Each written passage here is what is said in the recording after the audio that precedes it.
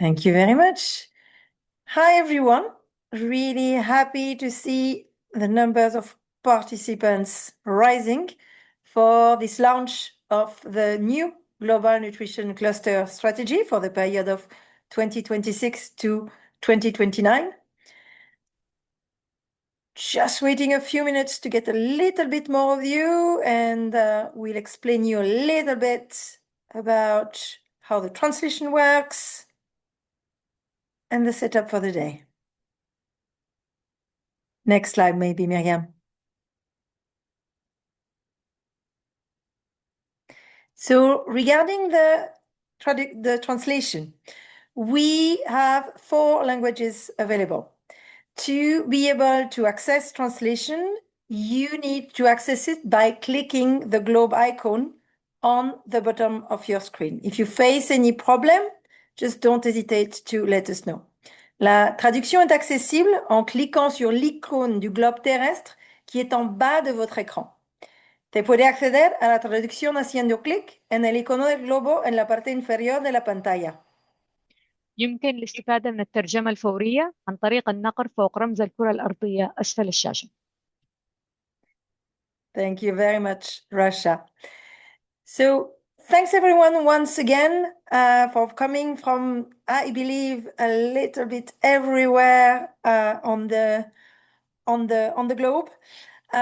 We know also that some of our colleagues are currently doing Ramadan. So we are hoping that this webinar will not be too late for you. We know that the energy becomes difficult towards the end of the afternoon. So please stay with us. We will try to keep it as entertaining as possible. Next slide. So just introducing myself, I'm 𝗘𝗀𝗴𝗶𝗀𝗵. I'm the Director of Nutrition and Health for Action Against Hunger UK. But if I'm here today on this call is as part of a member of the Global Nutrition Cluster Strategic Advisory Committee. I always have a problem to say advisory. And I am very lucky to be accompanied by my colleague Victoria, who will introduce herself as well and will be a co-facilitator with me today. Thank you, Alexa. Good morning, good afternoon from wherever you are. My name is 𝗘𝗴𝗵𝗶𝗀𝗵. I am with UNICEF, the Global Program Division, specifically the Child Nutrition and Development Team based out of Nairobi. Happy to be here today and look forward to engaging on our new strategy. Back to you, Alexa. Thank you very much, Victoria. Next slide. So what is on the menu today? We will have first Ines Lezama, who will do some opening remarks and get the excitement going for the presentation of this strategy. We will have then a session with Alexa Humphreys, who really is at the core of the development of this strategy. So she will express the new strategy at a glance for you to again get more excited about going through it and reading it further after this webinar. Then we will have 3 of the GNC very, very important members who will be unpacking for us the GNC strategic objectives. And then we will go a little bit more into the implementations. We will go to different countries and we will have 3 really, really great speakers telling us also about how the strategy positions the Global Nutrition Cluster Collective, which is all of us really on this call for success. And then we will have some time for question and answers. So as you go during the session today, please do not hesitate to already put your question and answers in the panel box. If you can avoid to put it in the chat box, because otherwise it is a little bit more difficult to identify your questions. Not a worry if you do, but if you could put it in the Q&A panel, it makes it a lot easier to manage. And then we will have some closing remarks from Stefano. Next slide. So our first speaker today is Ines Lezama. She is the chief of the Global Cluster Coordination Section in EMOPS. She's leading and supporting coordination across UNICEF-led clusters to strengthen humanitarian impact. She has a deep expertise in nutrition and an experience in nutrition programs. She's a former nutrition cluster coordinator, and that means that she brings a really good and a really strong understanding of operational realities and a genuine appreciation for all the efforts and the leadership of the global nutrition clusters. So I'll give the floor to you, make us all really excited about this strategy. Thank you. Thank you, Alex. I hope you can hear me well. Good morning and good afternoon, colleagues. So as Alex mentioned, I'm joining today this moment because you're launching the strategy, but also because it's a moment of change, a moment of reset, and a moment of opportunities. So you're gonna go through the strategy that will give clear guidance that are really needed now, and that's why the GNC is bringing that strategy. So we have experienced all, and you have also experienced during the last year, 2025 was a year with a really profound change. Most of the changes were forced, were not deliberate, pushing the humanitarian sector to adapt really quickly to something else, while there has been a lot of uncertainty and shifts. And we know the world order continue to change. So we are still in the first phase of the humanitarian resets, and partners and stakeholders interpret or have a reading of this change differently. And that's why it's important to have a common reference point, and the GNC is marking that through the same direction and the strategy. And I know the strategy began before the humanitarian resets, but it has been shaped and adjusted and refined to respond to the changes given through the humanitarian reset and also the evolving context in many places. So GNC and the Global Nutrition Cluster is uniquely positioned to rise to this occasion for several reasons. First is the urgency of the moment. So we have the worst humanitarian situations in decades, and you have countries facing risk of famine or famine simultaneously, and there's an unprecedented coverage of severe hunger crisis. We also have an hyper-prioritized response, but we know the scale of the needs is still high, and malnutrition cases are still high, and will continue to rise. And also because the second thing, the strength of the global nutrition clusters, it really emphasized on the global partnership, on the global nutrition cluster as a collective. So you're working all actors together in nutrition in emergencies and engage through the platform that the global nutrition cluster brings you. And you're doing it in a predictable and coordinated manner that is so relevant and so important now, with a shared objective of saving lives and preventing and reducing malnutrition in the most vulnerable humanitarian context. But also I think as another point that is relevant is the dual and also the complementarity structure that the global nutrition cluster has with those two defined arms, if I might say, that is the coordination arm, but also the program arm.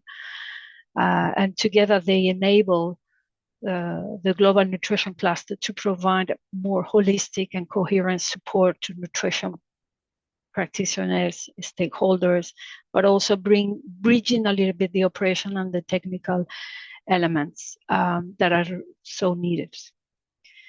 So from a global cluster coordination perspective, the reset is pushing us to become more united, more intersectoral, more coherent on how we deliver response for affected population.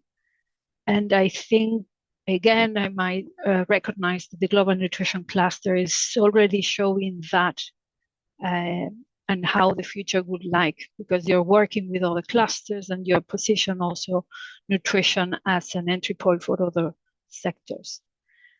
The global nutrition cluster has also been a leader in advancing localization in the humanitarian reset sector.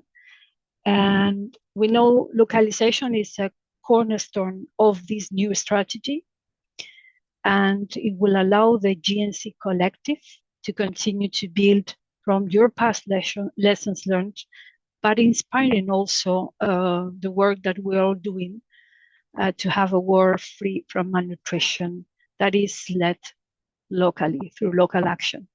So thanks again, and I hope you will have you will enjoy this launch event. And I want to leave you not only inspired by this strategy, but also energized to drive the collective change this strategy is calling for. So I'm handing over now to Victoria. Thanks. Thank you, Ines. Colleagues, we're now moving to the session where we will get into more detail around the strategy. And as Ines has really been able to paint the picture, we are at a moment of change. The humanitarian system is shifting, and we as a collective require to be fit for purpose, aligning ourselves to a structure that, you know, allows us to prioritize better, work with more coherence, really be able to leverage on local and national capacities, and ensure that coordination remains as a key priority and a life-saving function. To give us more highlights of this strategy, how it's organized, the vision and aspirations that are contained in it, is 𝗘𝗀𝗵𝗃𝗧, who has worked with us for the past 1 year as our lead consultant. She is based out of Lisbon, Portugal, and will be able to shed more light on this strategy. Over to you, Alexa. Oh, thank you, Victoria, and good morning, afternoon, evening, colleagues. I am very proud that we are coming together today to officially launch the new GNC strategy 2026 to 2029. This strategy really represents the collective efforts of many great minds and great hearts, and I personally would like to thank the GNC team for giving me this opportunity to lead the process. It's been an absolute honor. Next slide, please. And one more slide, please. Thanks. The process of developing the strategy was something we knew from the beginning. We wanted it to be open and transparent and informed by diverse voices and experiences. Personally, my intention was always that by the end of this process, anyone in the GNC Collective could pick up the strategy and see themselves reflected within its pages, and I hope we have achieved that. Overall, this followed an iterative process where ideas were shared, summarized, categorized, and synthesized to draw out the most frequent and compelling insights, building consensus through the process to ensure we were on the right track, and finally refining the strategy until we had a finished product that we were really proud of for validation. The inception phase included a desk review, which ended up being very dynamic because it was a time of change in the sector during this development process. We mapped different stakeholders, we defined our methodology, and we convened a strategic reference group to help reinforce the process. And then I want to appreciate as well that the GNC Strategic Advisory Group was crucial in providing leadership and strategic direction throughout the process. So a big thank you to them, as well as a lot of appreciation for different members of GNC leadership. The consultation phase itself was very expansive and inclusive. We circulated a stakeholder survey in multiple languages, conducted key informant interviews, listened very intently to local and national actors during the GNC localization conversations that we hosted. We also held very open drop-in sessions, and then we had group work during the GNC Global event. And all of this fed into the consultation period. And in total, you know, at least we had some anonymous feedback, but at least 150 individuals fed into what fed into what is now the strategy. And shaping the inputs from the consultation was aided by the strategic reference group recommendations, working sessions with key focal points, and numerous rounds of feedback before finalizing, validating, and designing the strategy that we are celebrating today. And before I move on, I also wanted to thank, there were a few key team members that strongly supported this process that are no longer with the GNC team. So I just wanted to thank you, Bryony Stevens, Megan Gayford, Marie Kusik, and 𝗘𝗀𝗴𝗶𝗀𝗵 for making the strategy possible. Next slide, please. We received many great suggestions for a vision to guide the new GNC strategy, and the collective asked that we ensure that it was concise, easy to remember, and inspiring. And finally, we arrived, we had several different versions of a vision that were proposed, and they evolved over time. And we arrived at having 4 different versions, and we shared that openly with the GNC Collective and decided on this final version through online polling. So had a lot of different people that fed into that final decision. And our vision now reads, a world free from malnutrition through locally led action, which is awe-inspiring in its aspiration while still being grounded in leadership by those closest to the affected populations. Next slide, please. I'm just giving a brief overview, so I'm not going to spend too much time speaking to the 3 strategic objectives, as our next speakers are going to take us through that in greater depth. But I would like to highlight that we were very intentional about having a mission statement for the GNC Collective that articulates why we exist and also connects to our 3 new strategic objectives. And those objectives are number 1, coordination and partnerships, number 2, skills and capacity, and number 3, transformative ecosystem. And these are noted how they're reflected in the mission through the color coding you'll see on the screen. But it's probably the first sentence in the mission that says it all, that the GNC Collective exists to connect actors at national, regional, and global levels to save lives and improve the nutrition status of people affected by humanitarian emergencies. Next slide, please. As a guiding document, we knew we wanted our principles to be very front and center, providing principled direction over the next 4 years. These principles came directly from the synthesis of ideas during the consultation, and these reflect the most frequently suggested principles. First, the collective wanted humanitarian principles to be our foundation, including the imperative that we do no harm. Then localization as a path to locally led humanitarian action was highly requested. We also heard frequently from the collective that diversity, equity, and inclusion should still drive us in the humanitarian sector. And last but not least, partnerships have always been an important principle for the GNC, but we'll need to lean on and strengthen these partnerships now more than ever. Next slide, please. Both the past and current GNC strategies complement one another, but there are some key differences between the documents. Both span 4-year periods of time. We were asked this year, or for this next strategy, to make it lighter and more focused, so it is now just 15 pages. We are currently in the process of translating it into Arabic, French, and Spanish, so it's more accessible linguistically. And the new strategy really anchors us in our principles. The objectives have changed, but some of them have just evolved and some of them are a bit of a refresh. So our previous strategic objective 1, people, used to reflect having the right people in the right place with the right skills. Now we're focusing SO1 more on coordination, connecting, and partnership, so sort of those right people connecting.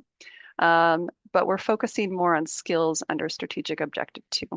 So strategic objective 2 still includes the operational and technical support to countries, but we're now acknowledging that whenever the GNC provides support, there should also be a transfer of skills and capacity that's occurring. And lastly, we still intend to be an enabler in many ways, but we have positioned strategic objective 3 as our opportunity to demonstrate how the GNC is changing and evolving to meet the needs of the changing sector. Climate is now more strongly highlighted across the strategy, and we have a section on thematic areas that takes stock of the areas the GNC has supported to date. And in the strategy, we now define the GNC Collective more inclusively to include all actors working in nutrition and emergencies that engage with the GNC. And we've also been able to produce a more streamlined document because we're strategically leveraging the GNC website and the GNC work plan as places to go to for updated information. For example, if you're interested to know which global working groups are active, you can go to the GNC website for updated information. Or if you're interested to see what initiatives the GNC is currently leading, you can check the GNC work plan, which will be uploaded to the GNC website very soon. Next slide, please. This is my last slide. I'm sorry, I think I'm a minute or two over, but just to wrap up, I had mentioned that during the inception phase, there was a robust and dynamic desk review. This is because we wanted to ensure alignment and synergies with other initiatives. For example, our vision aligns with the Sustainable Development Goal, Target 2.2, of ending all forms of malnutrition by 2030. Just to touch on a couple more of these very quickly, we wanted to make sure that we were aligning with 2023 WHO wasting guidance. So we aligned with their important focus on management of wasting through a lens of gender, equity, and disability. And the humanitarian reset was a very strong influence throughout the development process. So it honed and sharpened our focus on saving lives. And there are many other aspects as well that reflect the humanitarian reset in the strategy. And I'm going to hand over, but just before I wrap up my session, I wanted to ask for everyone in the audience, don't think too deeply about this answer, but if you can just put in the chat whether this is your first time hearing about the strategy and just from what I've touched upon, or if you've already been to our website and downloaded and reviewed a bit, what aspect of the new strategy do you think is most important for your work? Please just write it in the chat. Would love to see what stood out to you. So which aspect of the new strategy do you feel is most important for your work? Please go ahead and write it in the chat. Over to you, Alex. Thanks so much. Thank you very much, Alexa, for this. I will answer all of them for me. So to go a little bit more into particularly the strategic objectives of the new strategy, we will have 3 core members of the Global Nutrition Cluster team that will unpack each of the 3 of them. So we will have with us 𝗘𝗴𝗄𝗵𝗹𝗶𝗀𝗋, who has been the Global Nutrition Cluster Coordinator with UNICEF in Geneva since 2019 and has a long career, despite being still so old. 𝗘𝗴𝗄, how do you do it? With multilingual emergency coordination and operation experiences across many humanitarian contexts. Then we will also hear from young Colin. And 𝗘𝗀𝗽𝗵𝗋 is a public health nutritionist with over 20 years of experience in international nutrition. She currently leads the Global Nutrition Cluster Operations Team, the program arm that is hosted by Action Against Hunger Canada. And then we will have also young Andrew Beckingham, who is a global lead for nutrition at Save the Children and co-leads the Global Nutrition Cluster program team alongside UNICEF.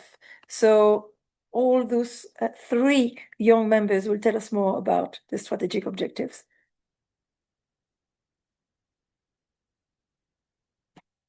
Thanks, 𝗘𝗴𝗄. Thank you, Alexa. And some will be pleased to hear that this is the last strategy I will contribute to, so before retiring. And so good morning, afternoon, everyone, and thank you for joining us today. And Ramadan Mubarak to those who are observing it.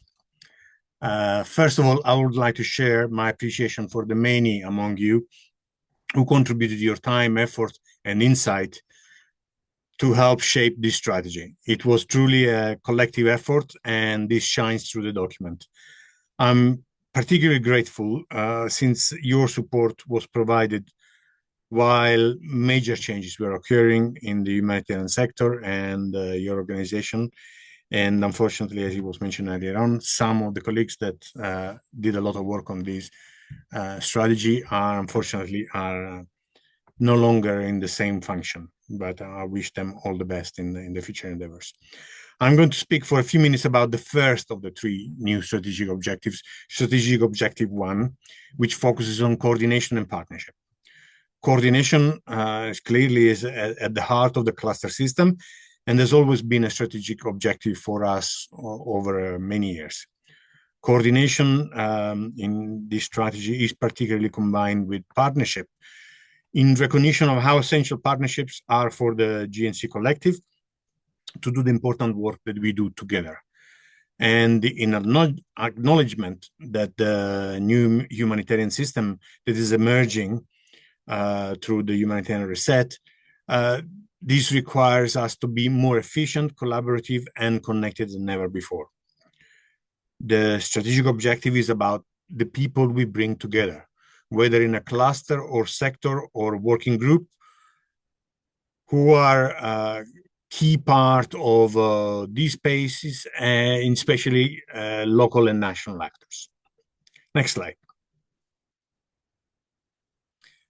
We have numerous planned initiatives around coordination and partnership. First, the humanitarian reset, as I mentioned, has indicated that 2026 marks a year of transition, and we will be providing direction for countries and cluster transitions, in particular in several countries, but in particular in Cameroon and Nigeria, where the nutrition cluster was activated. Also, we will be supporting linkages between the cluster sector coordination forum with new coordination mechanism as the area-based coordination structures. Area-based coordination is it's basically a new name for operational coordination and response structure focused on a distinct subnational and local geographic area. This is done in the main objective is to bring coordination as close as possible to the front line of service delivery. So, in my opinion, basically what some of us have been referring to as good coordination.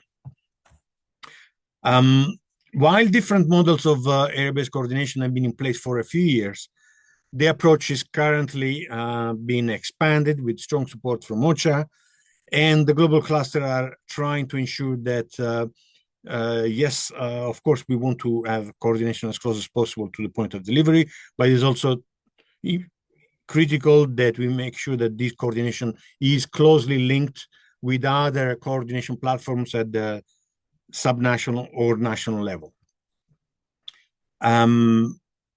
So this is obviously needed for a greater coherence and synergy, and to make sure that the local needs, opportunities, and challenges are linked with the national and global level advocacy, fundraising, and strategy. So we're also in the process of enacting a new collective partnership approach.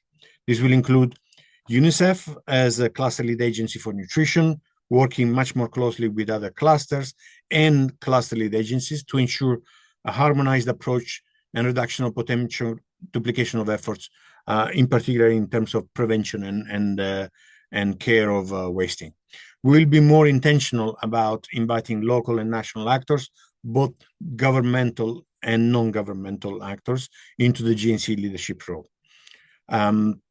As we are trying to, obviously, there is going to be important restructuring in many organizations. We are trying to identify which organizations can also best contribute to the various components of our work. And as GNC, we are leaning more firmly on key partners to host different functions of the GNC team and operation, specifically with Action Against Hunger Canada hosting the GNC Rapid Response Team, and Save the Children hosting the GNC Communication and Advocacy Focal Points, among many other things. Next slide. Despite the challenges ahead of us, the GNC team remains dedicated to our role as convener and connector for the GNC Collective.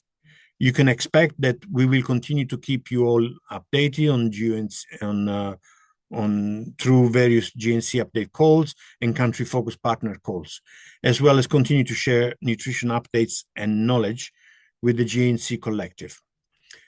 This will continue to do it through the GNC newsletter and the revamped website, and we are working to increase accessibility by producing the newsletter in more languages. We will also continue bringing great minds together in support of evidence-informed, consensus-driven, technically sound, and people-centered approaches to nutrition and emergency. And this will be done by hosting global working groups. And also we anticipate that these will be increasingly dynamic spaces for shared experience and learning, and also responsive to the needs of nutrition practitioners at all levels, and in particular, maximizing the opportunities to learn from local good practices. Lastly, we are committed to advancing localization by strengthening the role of local and national actors in coordination leadership at all levels. As we are very proud that the nutrition cluster has for many years shown a strong track record of supporting the leadership of national and subnational authorities whenever and wherever they are able to and willing to uphold humanitarian principles. We need to recognize that obviously we want to create greater engagement and empowerment of local NGOs, but also we have to recognize that national authorities are the first duty bearers of humanitarian prevention and response. So thank you, and over to you, Colleen, to take us through the strategic objective 2. Great. Good day, everyone. Nice to see many familiar faces. And for those who I haven't met, it's good to meet you online in this space. It's my pleasure to spend the next few minutes to walk us through strategic objective number 2 related to skills and capacity. So under this objective, we will be working to ensure that people have the skills and capacity to deliver timely, effective, and quality nutrition response and to save lives. What this means is that over the next 4 years, capacity strengthening will be a visible and clear theme as part of our work in all facets of support in coordination, information management, and NIE programming. And our success, measuring success under strategic objective number 2 is going to be determined by exactly what we do and the support that we provide. We will be continuing to provide remote and in-person countries support to countries, especially to local and national actors, recognizing this as an enabler of moving ahead this localization agenda, and also recognizing that local and national actors are closest to the response. I also want to point out that under strategic objective number 2, there are 7 key result areas with indicators. And we don't have time in this launch today to delve into all of them. I'm just going to touch on a few. So I do encourage you to go back to the document and take a look and see what is planned. Next slide, please. So I'm going to speak to a few of the planned initiatives under SO2. We will be continuing our work on exploring how we can apply AI to maximize learning. The objective of this is to allow capacity strengthening resources to be made available in more languages and in more ways, with the goal that all of the learning materials that the GNC produces will be more accessible. In addition, to fulfill a GNC support request, we will be looking to identify an advisor from the country or region that is nearest to the request. So that support is provided by someone who's physically closest to the emergency or from that area. This recognizes the value of expertise from the context, including language skills. This is an intentional shift to the ways of working which the GNC embraced several years ago. And under this strategic plan, we're continuing this approach, and we're committed to sourcing and prioritizing local expertise in the years to come. Next slide, please.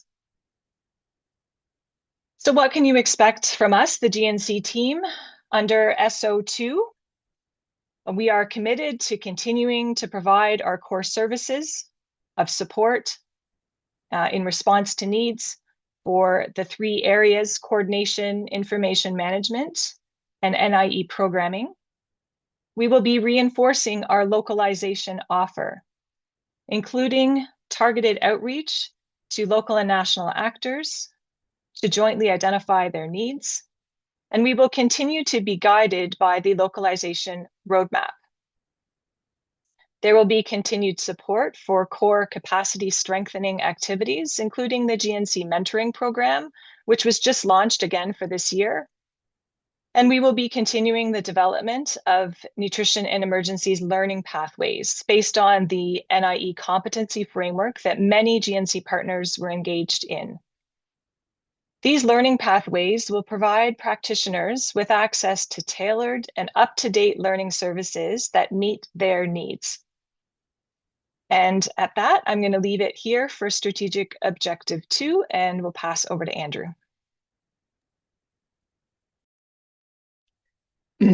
Thanks, Colleen. Thanks, everyone. I'd also just like to take the opportunity to thank everyone who's contributed to the strategy, whether that's been providing input, writing, translation, or any other sense. The GNC is about the collective, and this process has shown that once again. I'm really excited about the future direction for the next 4 years. You've just heard how strategic objective 1 focuses on stronger coordination and partnerships, and SO2 prioritizes skills and capacity. Together, these focus on how we work and how we strengthen people. And now we're going to look at strategic objective 3, which looks at the wider environment we operate in, the ecosystem that determines how coordination and capacity will translate into lasting change. Over the next 4 years, the GNC aims to transform into a more agile and effective coordination mechanism that amplifies the voices of those closest to emergencies and helps transform the nutrition financing policy and advocacy ecosystem. This objective moves us from being programmatic and coordination support platform to being also ecosystem influencer. Success here will not just be measured by what we do internally, but the way change we help to drive in funding, policy, and global advocacy. Next slide. So what does this transformation look like in practice?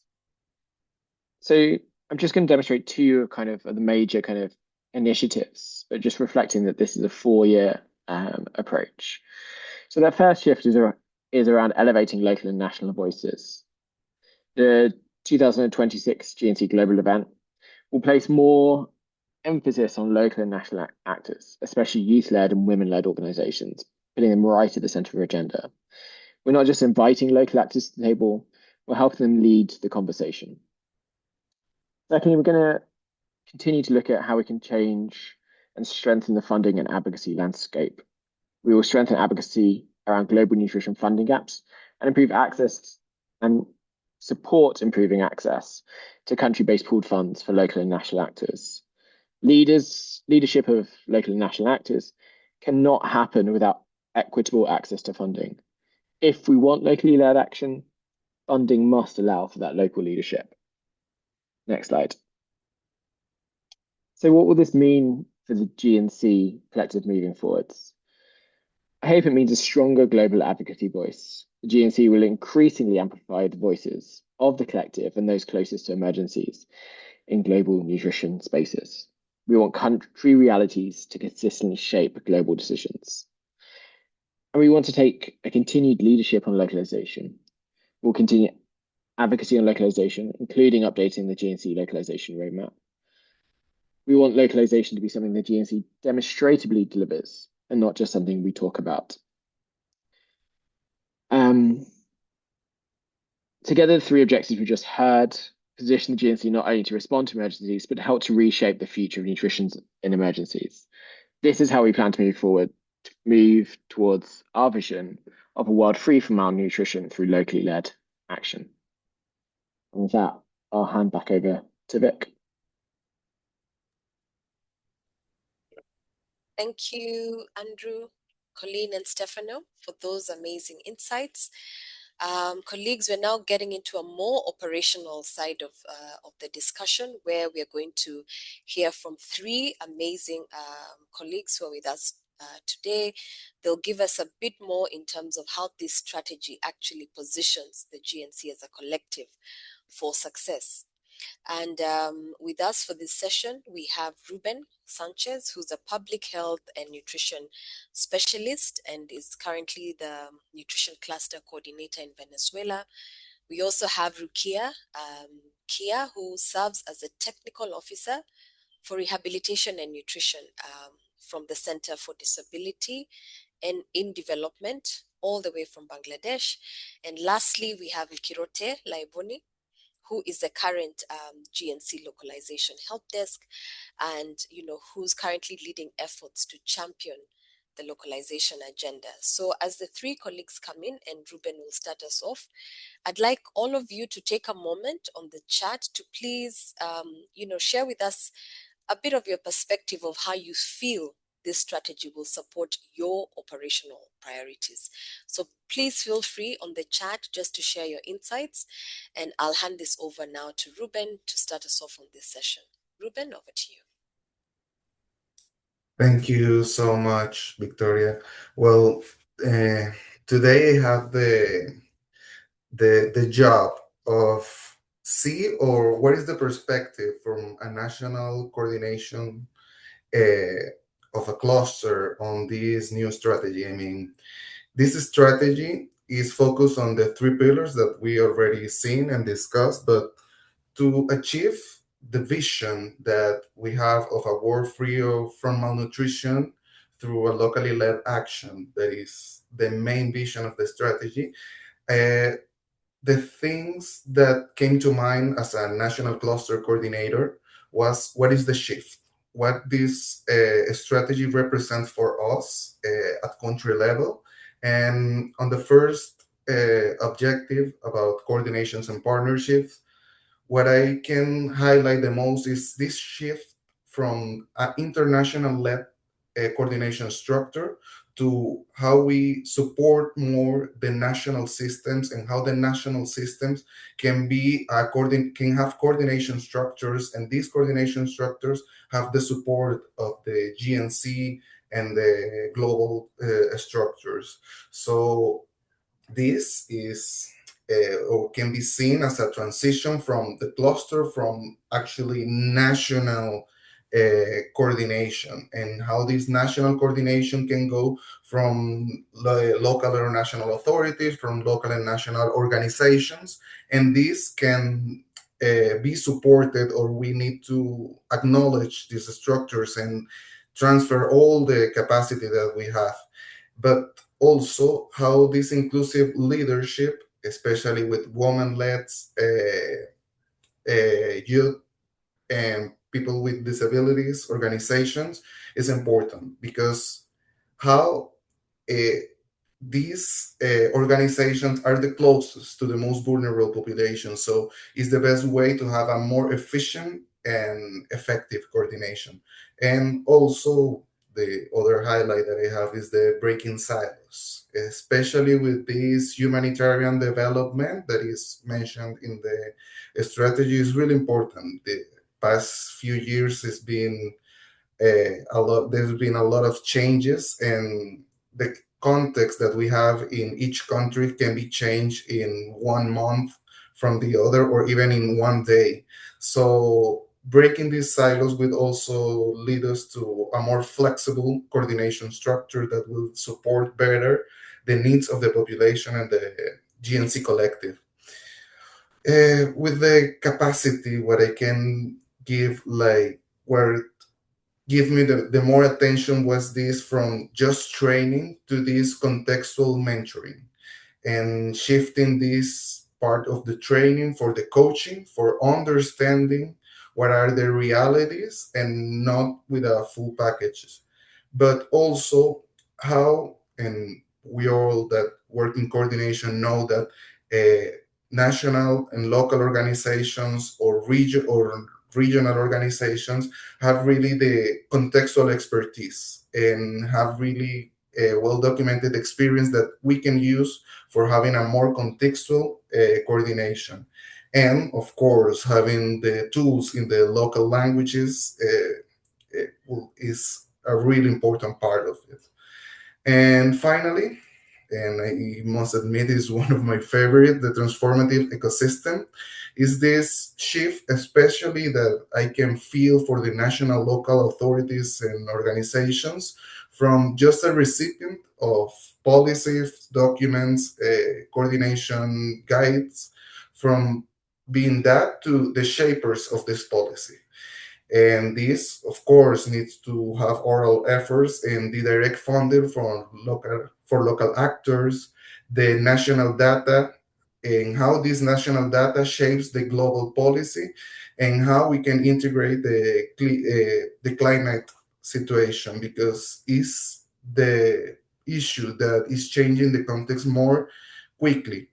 And another three areas that were mentioned in the strategy, and for me is a foundation on how can we be more efficient on this, is the innovation part, and all with the new technologies, especially with AI, how we cannot lose the focus on the protection centrality, and how we are defending the rights of people, and the gender equality, how we need to break more these barriers and support better, especially the local and national organizations led by women. So it's like the main aspects that I can see that are really important from the nutrition cluster coordination perspective. So I hand over to my colleague. Next slide.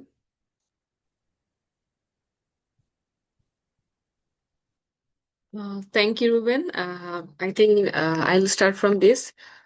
Thank you. Good evening, everyone. It's an honor to share the national partner perspective on how the GNC strategy positions our collective for success. Let me begin with a brief introduction to CDD.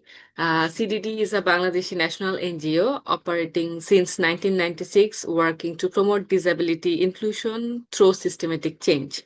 Our vision is an inclusive world where all persons with disabilities live with dignity. We work through grant management with partner organization, direct implementation, and advisory services on disability inclusion. Our intervention addresses barriers to meaningful participation and focus on empowerment of persons with disabilities and their carers. Disability inclusion is mainstream across multiple sectors, including health and rehabilitation, education, livelihood, WASH, local governance, disaster risk reduction, humanitarian response, and nutrition. Our program participants include persons with disabilities, with different types of disabilities, especially children and youth with disabilities, as well as other marginalized groups.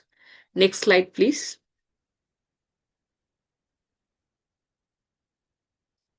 Thank you. From a national partner perspective, the GNC strategy strongly aligns with our operational priorities. How? The strategy supports aligning nutrition with health and rehabilitation services, particularly for children with disabilities. Children with disabilities are often at higher risk of malnutrition, yet they remain under-identified and underserved in emergency responses. Integrating rehabilitation and nutrition services ensure a more holistic and inclusive approaches. Second, the strategy emphasizes locally led approaches to nutrition. This is highly significant for national actors like us. Leadership from organizations of persons with disabilities ensures programming grounded in lived experience, contextual understanding, and community trust.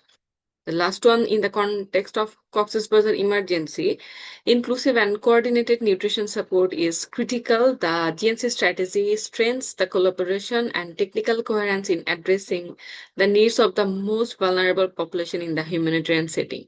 Next slide, please. However, where the strategy provides a strong direction, challenges remain in the ground. Accessibility continues to be a major barrier, both in terms of physical access to services and access to information in inclusive formats. Many frontline workers still have lack of awareness and lack of practical knowledge about disability inclusive nutrition. Another poverty further increases vulnerability for families of children with disabilities, limiting their ability to access service consistency. At the same time, we see important enablers that can accelerate progress. Like collaboration is a key. Our engagement with national and international organizations, including CDD's active membership in the GNC Disability Inclusive Working Group, strengthens knowledge sharing and collective action. Again, there is also strong alignment between the GNC strategy and the CDD's strategic plan that's supposed to be run from 2026 to 2030, where nutrition is recognized as a cross-cutting issue. This strategic coherence supports sustainability and long-term system change. Furthermore, continued advocacy for the inclusion of disability within the Bangladeshi National Nutrition Protocol is essential. Institution inclusive standards ensures that disability inclusion moves beyond projects and become embedded with national system. Next slide, please. Looking ahead, we hope to see 3 key outcomes from the implement of GNC strategy: easy to access nutrition information, simple, practical, and available in local languages so that communities and frontline workers can confidently apply it. Second, the contextually appropriate nutrition protocols, practically adapted for children with disabilities and diverse emergency settings. Third, practical and action-oriented guidelines for frontline workers. Clear tools and guidance will enable them to identify, refer, and manage malnutrition in inclusive ways, ensuring no child is left behind. So the GNC strategy provides a strong framework to transform coordination into impact. It's emphasized on localization, partnership, innovation, protection, and gender equity, creates an enabling environment for inclusive nutrition action. For national partners like CDD, this strategy is not just a policy document, it's an opportunity to strengthen an inclusive system, elevate local leadership, and ensure that children with disabilities are visible, counted, and supported within humanitarian nutrition responses. If implemented with collective ownership and accountability, this strategy will move us closer to our shared vision, a world where free from malnutrition through local lead action. So thank you very much for to join with me. So I'm just handing over the slides to my next panelist. Thank you.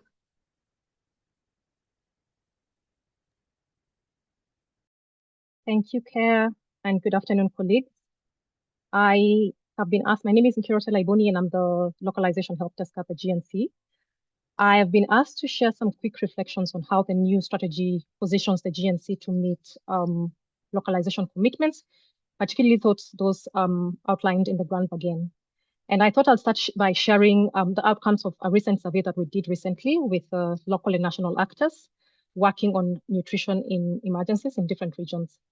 In this survey that came out in January this year, we wanted to understand, among other things, what challenges these local and national organizations are facing in their operational context on the implementation of localization commitments. We have so far received about 25 responses from 25 local and national actors from 15 different countries, including India, Yemen, Ethiopia, Somalia, South Sudan, Mali, and the DRC. And despite this geographical diversity, it's been very interesting to see the commonalities across the different contexts. So I'm just going to quickly go over 3 key localization challenges that came out across this different countries in this survey.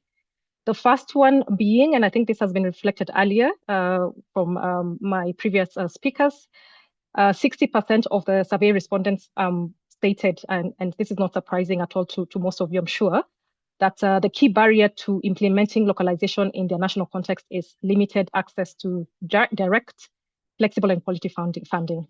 And often the only option available to local actors in their context, they felt, was short-term funding, which, as we know, doesn't allow for sustainable planning and programming. The second most common response was the question of weak institutional and technical capacities for local national actors, and related to this, inadequate capacity strengthening measures. And we saw that 32% of the survey respondents pointed to this as one of the key localization barriers. Interestingly, one of the things that came out on this point was the fact that quite a number of the LNAs felt that the capacity strengthening support available to them is often short-term, it's poorly structured, and is not adapted to their local context. Lastly was that coordination barriers, and I think this has also been reflected in previous presentations. The fact that quite a number of local and national actors feel that inclusion and leadership could be better, as well as equitable partnerships as well. So one of the things that came out here was the fact that some local and national actors felt that international coordination structures were too complex. They didn't understand them quite as well as they'd like. Another thing that came out was that there could be a lot more could be done to strengthen partnerships and coordination with national authorities. Next slide, please. So the new GNC strategy, as we've seen, recognizes these localization challenges that came out from this survey, and is responsive to them in various ways. And I'll quickly go over some of the ways. First and foremost, as we heard from Alexa earlier, the process of developing the strategy was quite it was quite a collective effort, and it embodied the true spirit of localization. As Alexa mentioned, about 150 members of the GNC Collective were consulted, and these, of course, included local and national actors. And there was quite a number of conversations that were targeted around localization. And what emerged from this consultation was a consensus to include localization as one of the guiding principles in the new strategy. So the strategy acknowledges the grave importance of centering local and national actors as leaders in humanitarian responses. And some of the ways that we are seeing localization being reflected in the strategy, and some of these things have already been echoed by Ruben and 𝗘𝗀𝗃 as well in their presentation, include a commitment to advance local leadership and influence in coordination structures, a commitment to strengthen our engagement with local and national actors, ensuring that they are contributing to GNC work plans and decision-making, including having local and national actors co-chairing some of the GNC's global working groups, and of course that we are also leveraging their expertise. There is also a commitment in the strategy to provide timely, technically sound, and quality capacity strengthening support. Next slide, please. So in conclusion, I was also asked to reflect on what I hope from my perspective to see in the implementation of this new strategy. One of the things, and Stefano highlighted this quite clearly in his speaking remarks, is that I really, from my perspective, would like to see that the GNC is not just talking the talk, but that we are also walking the walk. We've seen that the localization is strongly embedded into the strategy. I think the next step would be to ensure that the implementation of the 3 strategic objectives also is a true reflection of localization. We do need to ensure that local and national actors are involved in taking the ownership of the realization of the strategy, but also in contributing to its monitoring and learning. And as Stefano highlighted earlier, we also need as a GNC to strengthen local leadership across the GNC. From my perspective, also, the strategy also needs to respond to the shifting humanitarian context, as Ines had shared earlier, and also to make sure that it's being responsive to local and national actors. And I think this is where the annual work plan comes in. I believe that the annual work plan of the GNC needs to be agile, it needs to be adaptive during the 4 years covered by the strategy. Lastly, the strategy also needs to complement and enable the collective to contribute to localization policy developments and commitments. For instance, as many of us know, this year marks the 10th year anniversary of the Grand Bargain. And I think this presents an opportunity for the GNC Collective to influence decisions and discussions around the future of the Grand Bargain. Thank you so much, and over to you, Victoria. Thank you, 𝗘𝗀𝗃𝗃𝗵, Ruben and 𝗘𝗃𝗃 for those amazing insights. We are still open to receive your comments, colleagues. The Q&A box is open and we are happy to see some questions coming through. We are getting into a short Q&A panel session right now where we'll have our previous speakers coming in and, addressing some of the key issues that we may all have questions around. So Stefano, Colleen, Andrew, Ruben, Kea, and Kirote. And I'll begin this, session with bringing in Stefano. There is also a question on the chat box, on the Q&A box that Stefano, I hope you look into. Stefano, the question goes, how can we strengthen the intercluster collaboration at the global and country level in light of this strategy? What do you see as key areas that require our joint action at intercluster level? Stefano, over to you. Thank you, Vicky. Clearly, the determinants of malnutrition are multi-sectoral. Therefore, if we want to make sure that we address not only the response to in terms of care of malnutrition, but we want also to prevent it, it's critical that we work cross-sectorally. The nutrition cluster has actually been one of the leading clusters, the global nutrition cluster has been one of the leading clusters to promote a much closer collaboration, in particular with the health, wash, and food security clusters.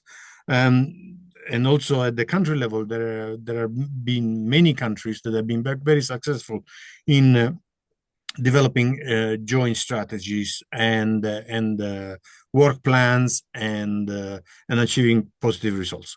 Also, it's obvious that there is always things that can be done better, or that to better adapt to changing opportunities and challenges. I think something we didn't mention in the beginning, it is also that there is the UN 80 review process that is still ongoing and will continue probably until the end of this year, which calls for much greater convergence of effort among UN agencies, making sure that there are maximization of synergies and certainly avoidance and elimination of duplication of efforts. So in that sense, there are ongoing discussions among UN agencies, some of which are cluster lead agencies, to address synergies in terms of supply, procurement, and distribution. And we are really also very interested, and we think it may be a good opportunity to see how best the lessons learned of the last few years in terms of having different approaches to reach out as many children in need, in particular the children with high risk wasting, with the most effective treatment as possible, and also how we can really better create synergies to prevent malnutrition in children and other vulnerable groups. So there are ongoing discussions. More can be done. But my point is that I think the question is quite fair, in particular in consideration that there is drastic reduction of funding. Are we going to do less? And in fact, no, actually, we are going to do more in terms of establishing and strengthening the intersectoral, interagency, interorganization collaborations to make sure that even the reduced funding that we are expecting in this year go further. So it's an imperative that we like the strategic objective 1 really goes further and maximizes the resources available, human and financial resources. Also, I think there was another question here. How does a 4-year strategy horizon ensures that the GNC remains adaptive, forward-looking, and resilient?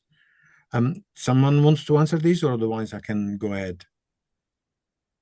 I think you should go ahead, Stefano. It's a question made for you. Thank you. Now, obviously, it's a very, very good question. So basically, in consideration of all the ongoing changes, how do we make sure that a 4-year strategy, forward-looking, remains relevant and applicable? And I think we were already conscious of this when we started working on the strategy. I think Alex did an amazing job in putting together the consultative process that really allowed us to have a variety of opinions on this. But something that we felt there was consensus on really was that this strategy obviously cannot be a detailed work plan of what we are going to do in the next 4 years, but it really should capture at best as possible the key principles that have been guiding our work and that we want to ensure that are maintained in the future, regardless of whatever coordination mechanism is going to be in place. If there is the cluster approach has been evolving constantly over the past 20 years. Maybe it will evolve even more rapidly in the next 4 years. But I think that the strategy very well captures the key principles and focus that should guide all of us individually, as an organization, as a national level coordination, partnership, and or global level. So I hope that has been achieved, and we look forward to your comments on whether you think that those principles are clear enough and that they may inspire you now and hopefully in the future. Over. Thank you, Stefano. And as we do more with less, Colleen, I need to come to you on your reflections around how the GNC will continue to provide support through a structure that is more aligned, more fit for purpose with the different changes that are happening. Will there be criteria on how countries can access this support, or how will this support actually be structured out to countries, especially around capacity strengthening? Over to you, Colleen. Thanks, Vic, for that question. Yeah, I think I'll start off by saying it isn't a one-size-fits-all approach. We really are committed to working with partners in the countries where we work to to identify together what their capacity strengthening needs, are, and then come up with a plan. But in terms of priorities, as we know, there's been a lot of changes in staff roles across countries that have had clusters or do have clusters. There's been people, very experienced cluster coordinators, moved out of roles, and new people coming in. Some people are in roles where they have multiple responsibilities. So certainly a priority will be supporting those new staff in their roles. That would be one thing. Another priority would be, as has been repeated over and over again today, working with local and national actors. Again, that's in line with our focus in this area. But yeah, just to reiterate, it is about jointly coming up with the plans. And so we do encourage any actor that's working in a humanitarian setting, working to improve nutrition outcomes, to contact the GNC. The way of doing that remains the same. Of course, you can contact us directly, but we do have the button on our website. And so we are certainly committed to reacting to the requests that come into us. I think I'll leave it at that. Thanks. Thank you, Colleen, for that clarification. We are here, colleagues. The team is ready. The collective is here to support. And I'll move this to Andrew. There are a number of questions on our Q&A box, which we will get to shortly. And I can see there's quite an alignment with what I'll be asking Andrew around the whole localization space. So Andrew, in relation to strategic objective 3 that talks about transforming the wider nutrition ecosystem, what will be different in practice over the next few years, especially for the country clusters and local partners, from your perspective? Yeah, thanks, Vic. And I think this probably feeds really closely into the question that Razan hopefully has kind of his comment that he's put in the Q&A as well. So I think strategic 3 is really about what will feel different in practice. So I think the first thing we want to make sure that the realities from country clusters are much more visible in global decision making. That means elevating their voices of local and national partners in global forums, events, and advocacy spaces, not as participants, but as leaders and as speakers. And I think some of the way that we are working in partnership, so Save the Children is hosting advocacy and comms consultants on behalf of the GNC and trying to link in again with kind of youth voices and women-led agencies as well.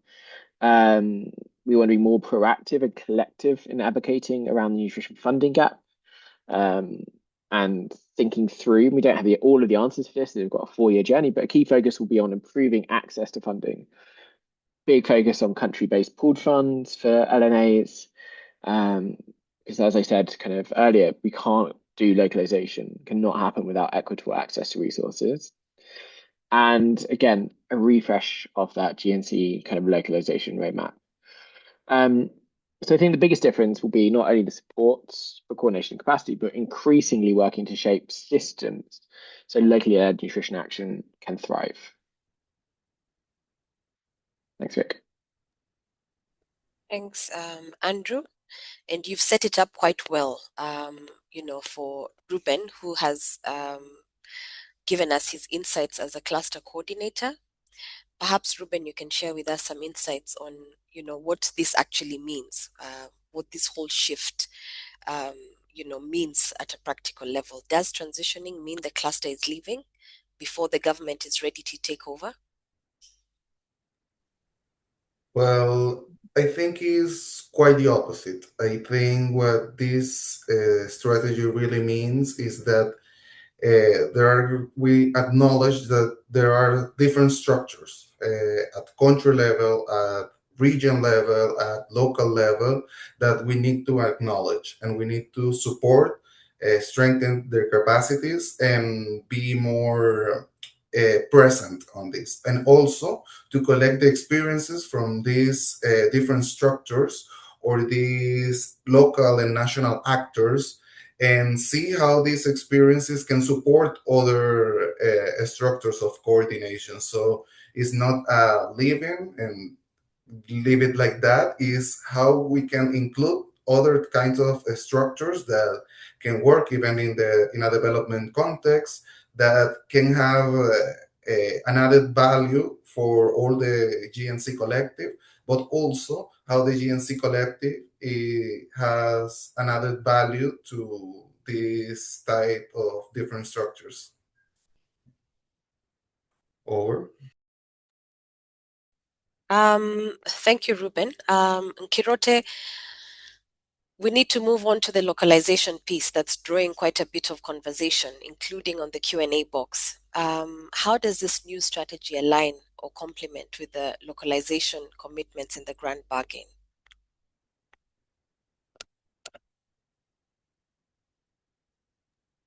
Thank you, Vic. I hope you can hear me. Thank you, Vic. And maybe before I answer your question, I can just acknowledge the two reflections in the chat box. There was a question from a colleague on whether the local and national actors that did the survey recently identified the funding sources that they preferred. And my response to that is that what came out from the survey was not necessarily preferred funding sources, but the funding modalities that the local and national actors are finding unsustainable, which is basically indirect funding and short-term funding that is available to them. And also to thank Razan for her comment as well on the Q&A box on sharing her experiences on Sudan.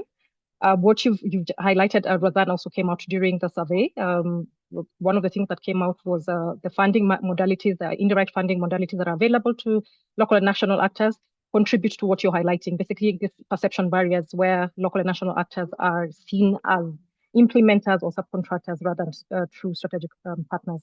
So going back to your question, Vic, on the alignment to the Grand Bargain localization commitments, As we know, that the grant bargain is an agreement between donors and humanitarian organizations to make humanitarian aid more effective and efficient.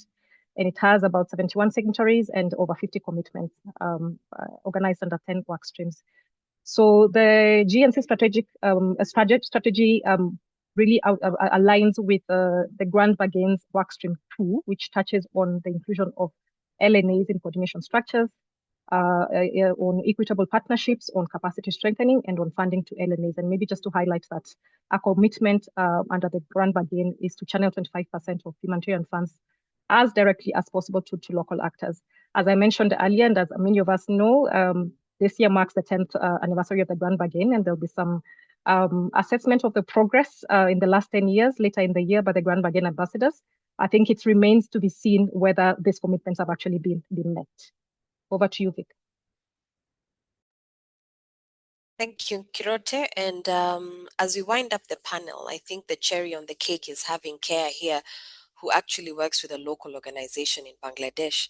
And 𝗘𝗀𝗴𝗃, maybe you could just shed some light, to all of us who are here today, how the Center for Disability in Development is actually addressing feeding and nutrition, particularly for children with disabilities, an area that I think as a collective, as a sector, we need to do much more in, and we could do a little bit more. Maybe you could just share some insights as we also progress to addressing, some of the questions that are not answered yet. Over to you, 𝗘𝗀𝗴𝗃. Okay, thank you, Victoria, for this question. Actually, we are focusing on community-based rehabilitation approach to ensure the highest utilization of local resource in Bangladeshi culture. So usually we form different kinds of carer resource center in our programmatic areas where we are just providing our interventions. So we try to focus to empower the carer, I mean most of the mother in our country actually, empower them through engaging them in this center so they can have a leadership role there, and they can identify the needs, the basic needs of their children. Because in our country, actually, people think that if any children have disabilities, he or she need only the medicine support. They are not focused on the nutrition. So we are trying to encourage the carers to engage themselves in the CRC centers where they can discuss the importance of nutrition and how they can identify and the importance of the value of nutrition. From these good practices, we try to advocate in the national level on the government nutrition protocol, where we can include the children with disabilities needed inclusive feeding and inclusive nutrition. So that is the way how we are just running like from the bottom to top level. So that is the practice actually we are currently doing throughout different funding projects in different areas of Bangladesh. So thank you, Victoria. Thank you, 𝗘𝗀𝗃𝗃𝗃. And yes, these are some of the stories we'd want to highlight, and the kind of practices and inclusive programming approaches that we do need to embrace as a sector. Thank you so much, colleagues, for your insights and the management of the panel session. I'll hand it over to Alex, who has also been able to look at the Q&A box. Alex, if there are any questions you'd like to draw to the attention of our panelists, please, could you do so very briefly? Yes, absolutely. Thank you, Victoria, and thanks to our panelists for answering all the questions we have, and some are also answered directly in the Q&A box. So thanks for that. Maybe two quite important ones, because they often, I know, are topics of discussion even in our meetings at the Strategic Advisory Committee. So you answered in the Q&A box, Stefano, but maybe for everyone, there was a question around the fact that in some countries and in some emergencies, there are some discussions about the merging of the nutrition cluster with the health cluster, mostly due to reduced funding and the need for simplification, or the justification of the simplification of the coordination mechanism. Could you maybe tell us what you answered really well by written, but that way everybody can benefit the reflection and the thinking of the global nutrition cluster around this merging. Okay, thank you. First of all, we in all the cases that we have seen in recent years, we have not been supportive of a merger of nutrition with another sector, and usually this is requested to do with either the health or the food security cluster. Now, we're talking about primarily in context where the cluster approach is activated, which means that these are predominantly high-level emergencies. Now, we are not supportive because when nutrition is merged with another sector, usually health or food security, nutrition is subsumed and it becomes just a bullet point on a very large agenda, which both the food security and the health agendas tend to be. And usually when you have nutrition embedded in health, the other components that are required, the other systems in which nutrition needs to work as well to prevent and address malnutrition, like food security or social protection, water and sanitation, and so on, tend to be underserved. And when you do it in food security, the other ones in the health systems needs to be underserved. So it's really critical that if the nutrition response is deemed to be important and the cluster system is activated or replaced by something else like area-based coordination in some context, it's really important that nutrition, which has been retained as one of only 8 very critical sectors in the humanitarian reset, that nutrition requires dedicated capacity and remains a standalone cluster. Otherwise, nutrition will lose. And I'm sure most of the people that attend this call don't wish that to happen.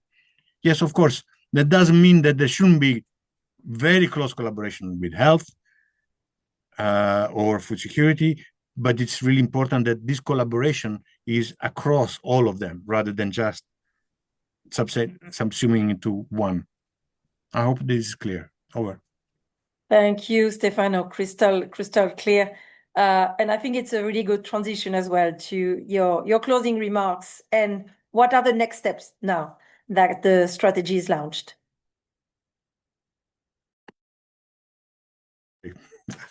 Okay, yes, you're right. We are next slide. Next slide then. So yeah, closing remarks. Thank you. Now, so thank you very much to everyone for joining us for this important launch event. And I hope that we were able to set the tone and direction for the GNC for the next 4 years. As I said, this is at least to be able to share key principles that are guiding our efforts. And hopefully we'll continue to do so over the next 4 years. So it will take all of us working together and contributing our strengths to ensure that we are more responsive and agile than ever before, that we are truly sharing power, and that we are delivering equitable life-saving nutrition services in alignment with our vision through locally led action. I also made some comments about the involvement of INGOs in the co-leadership of nutrition cluster. And I think that it may be different among different clusters, but the nutrition cluster really is a leading cluster in co-leading and supporting the leadership of national authorities. And then wherever this is not possible, then our efforts should be much more on empowering local NGOs rather than INGOs. But obviously, we require a close collaboration with all organizations. So we will be sharing the new strategy widely so that we can all reflect on how we can contribute in practical ways to our shared mission and objectives. Please visit the GNC website and read the 2026 work plan to see if there are any initiatives you may be interested in collaborating on, or to see other ways of getting involved, such as joining a global working group or becoming a global partner. To close, I want to thank you all for your continued engagement. And these challenges before us are certainly significant, but so I think is our capacity to come together and act. This offers us a real opportunity to rethink, adapt, and improve the way we support those most in need and each other. Thank you again, and over to you, Alexandra. Thank you very much, Stefano, and just wanted to thank our resource partners of the Global Nutrition Cluster, who helped also with the design of the strategy and will certainly help with the implementation. So they're all listed here. And next slide. The strategy is now open to be looked at, open to be downloaded. Please do so. The link was also shared in the chat, but you will find it on the Global Nutrition Cluster website. We will also upload the webinar recording, the slide deck, one-pagers, and the translated versions of the strategy. There were a few questions remaining in the chat, so we will also be talking about adding those questions and answers in this as well. And remember, next slide, that if you are looking for support in nutrition in emergency, that's what the Global Nutrition Cluster is for. If you want remote or in-country technical support, if you want to hire a consultant, if you want to have a quick technical advice, go on the cluster website. We'll show you exactly where it is to request your support. And if you want peer support in a forum, go on the Emergency Nutrition Network. So when you go on the Global Nutrition Cluster website, on the top right, you have a button that says Request Support. That's where you can make your request for remote or in-country support or find a consultant or any technical guidance that you are missing. So thank you again for being on this webinar and your interest in this strategy, because it concerns us all. And relating to the last question we are on the chat, certainly also the academic world that can teach us a lot about also what is happening in countries. So we need to make sure that we don't forget them. There is an evaluation of this webinar that will pop up on your screen as you are leaving this webinar. Please take the time to evaluate how this webinar went, because it will help us to make them better and better as it goes. So thank you so much, and have a good rest of the day.